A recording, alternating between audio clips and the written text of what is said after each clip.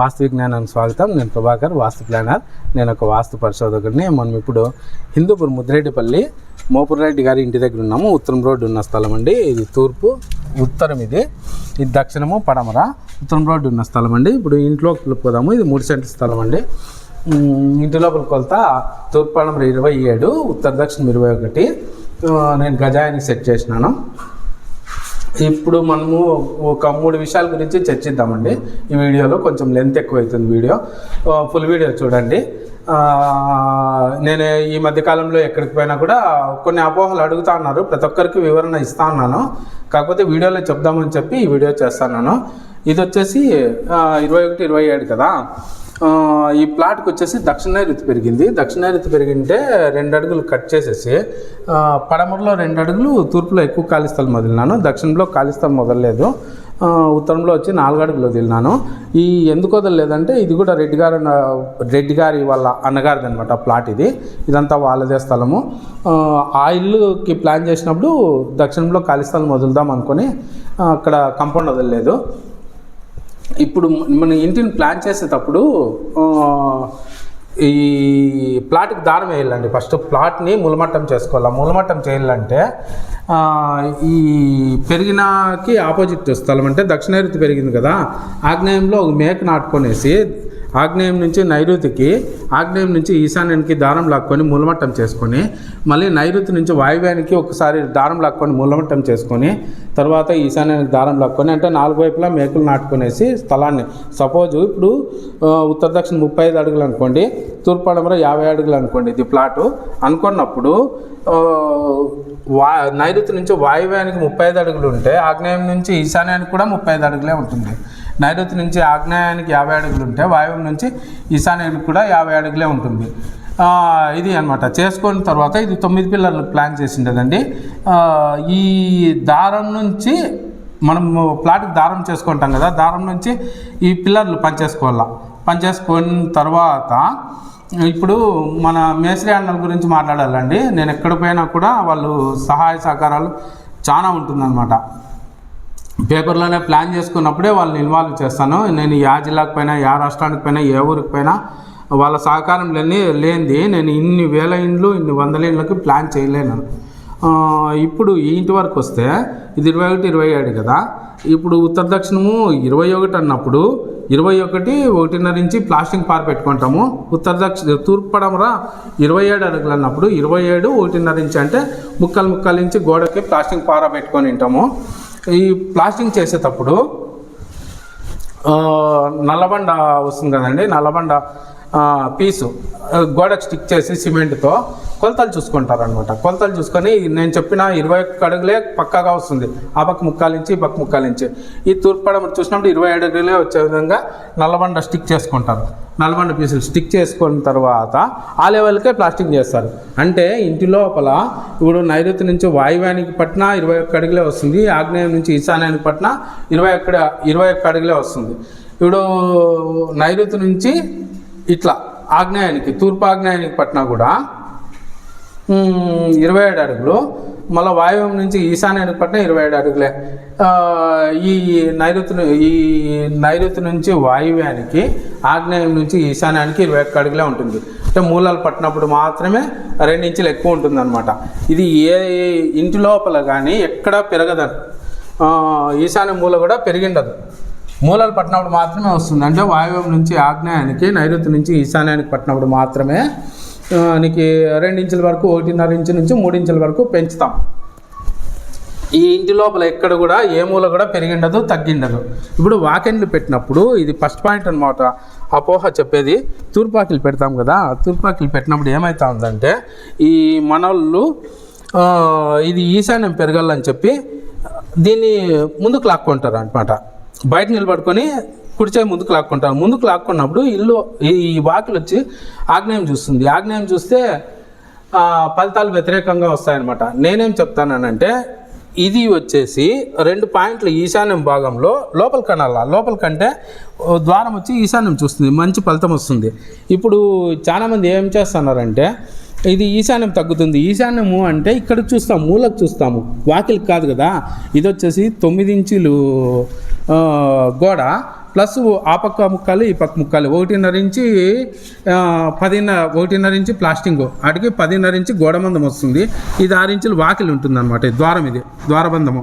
ఇది ఉన్నప్పుడు దీన్ని మధ్యలోకి సెట్ చేసినప్పుడు ఈశాన్యం ఏ విధంగా తగ్గుతుంది? తగ్గదు కదా. ఇది ఈశాన్యం పెరిగేది తగ్గేది కాదు, ఈశాన్యం చూసేది. ఇది తూర్పు వాకిలిది. ఇప్పుడు ఉత్తరం వాకిలికి వస్తాము. ఉత్తరం వాకిలికి వచ్చినప్పుడు ఈ ఎడమ చెయ్యి లోపలికి అంటాం, అంటే ఈశాన్యం లోపలికి. ఇది లోపలికి అన్నప్పుడు ఈశాన్యం పెరిగేది తగ్గేది ఉండదు, ఈశాన్యం చూసేది ఉంటుంది. ఇక్కడ దబ్బేసుకొనేసి మేస్త్రీను దబ్బేసుకొనేసి ఒక పుల్ల కానీ టేప్ కానీ పెట్టుకొని చూస్తారు. చూసినప్పుడు ఈశాన్యము ద్వారము ఈశాన్యం చూస్తుంది, ఈశాన్యం తగ్గదు. అది పాయింట్ గమనించండి. ఇది ఎక్కడికి పోయినా కూడా ఈశాన్యం పెరగల్లా అని చెప్పి ఇది ముందుకు లాక్కుంటారు అనమాట. ఎడమ చెయ్యి ఇక్కడ లాక్కుంటారు. లాక్కున్నప్పుడు ఇది వాయువుని చూస్తుంది, వ్యతిరేక ఫలితాలు వస్తాయి. ఆ ఫలితాలు ఏమేమి అనేది మళ్ళీ ఒక సపరేట్ వీడియో చేస్తాను.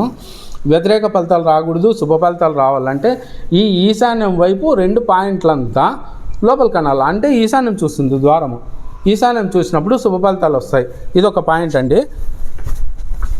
రెండో పాయింట్ అయితే ఎక్కడికి పోయినా కూడా ఇంకొక ఏం చెప్తున్నారంటే వీడు ద్వారానికి ఎదురుగా గోడ రాకూడదంట. ద్వారానికి ఎదురుగా గోడ రాకూడదు, ఆ ద్వారానికి ఎదురుగా గోడ రాకూడదు అంటే ఇప్పుడు వేరే వాళ్ళ ప్లాట్లకి గేట్ పెట్టలేము కదా మనము, మన ప్లాట్లోనే గేట్ పెట్టుకోవాలా. ఇది ఉత్తరంలో రోడ్డు ఉన్న స్థలము, ఉత్తర ఈశాన్యంలో గేట్ పెట్టినాము. ఇప్పుడు ఇదే గేటు ఈ ఉత్తరం ద్వారానికి ఎదురుగా పెట్టినామంటే నీచం నాడుకు వస్తుంది అనమాట. ఇది ఇక్కడ పెడితే అంటే ఈ వైపు పడమర వైపు ఖాళీ గోడ తక్కువయ్యి ఇది ఎక్కువైతుంది. ఇంతకుముందు తూర్పు వైపు ఖాళీ స్థలం ఎక్కువ వదిలినాము కదా, అందుకని ఇక్కడ పెట్టినాము. ఇక్కడ ఎటు నుంచి ఎటు వచ్చినా కూడా ఈశాన్యపు నడికే వస్తుంది ఇది. అంటే ఉత్తరం గేటు నుంచి వచ్చి తూర్పు ద్వారం నుంచి లోపలికి పోతే అంటే కుడివైపు లోపలికి పోతాం. దాన్ని పూర్ణబాహు ప్రవేశం అంటారు. నేను ఇవన్నీ చెప్పాలనుకోవడం లేదు. అంటే ప్రవేశాలు, సోమసూత్రము, బ్రహ్మసూత్రం ఇవన్నీ చెప్పాలనుకోవడం లేదు. అందరికీ అర్థమయ్యే భాషలో, అందరికీ అర్థమయ్యే యాసలో చెప్పాలనుకునే నేను ఈ వాస్తు విజ్ఞానం ఛానల్ స్టార్ట్ చేసింది. అది గమనించండి. ఇది రైట్ అనమాట. గోడకి ద్వారానికి ఎదురుగా గోడ ఉండకూడదు అంటే వేరే వాళ్ళ ప్లాట్లకి మనం గేట్ పెట్టలేము కదా. మనము నడకలు చూసుకోవాలా. ఇంటా బయట నడకలు, ఉచ్చనీచాలు, ఖాళీ ప్రదేశాలు, మూతలు, ఎత్తుపల్లాలు ఇవన్నీ చూసుకొని సెట్ చేసుకోవాలా. సెట్ చేసుకుంటే మంచి ఫలితాలు వస్తాయి. ఇది రెండో పాయింట్ అనమాట ఈ గేట్ గురించి. ఇది మూడో పాయింట్ వచ్చేసి ఎక్కడికి పోయినా ఈ మధ్యకాలంలో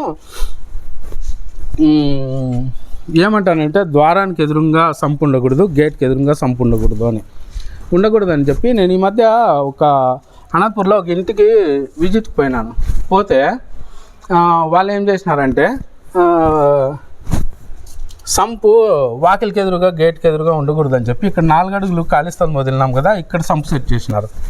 ఈ 4 అడుగుల్లో సంపు సెట్ చేస్తే నీకు ఆ పక్క 3/4 అడుగు ఈ పక్క 3/4 అడుగు గోడ పోతుంది. 1.5 అడుగు గోడ పడితే 2.5 అడుగు వెడల్పు సంపు వస్తుంది. దిగేది ఎట్లా, కడుక్కొనేది ఎట్లా? కాదు కదా. అంత స్థలం వండుకొని ఇక్కడ సెట్ చేసినారు.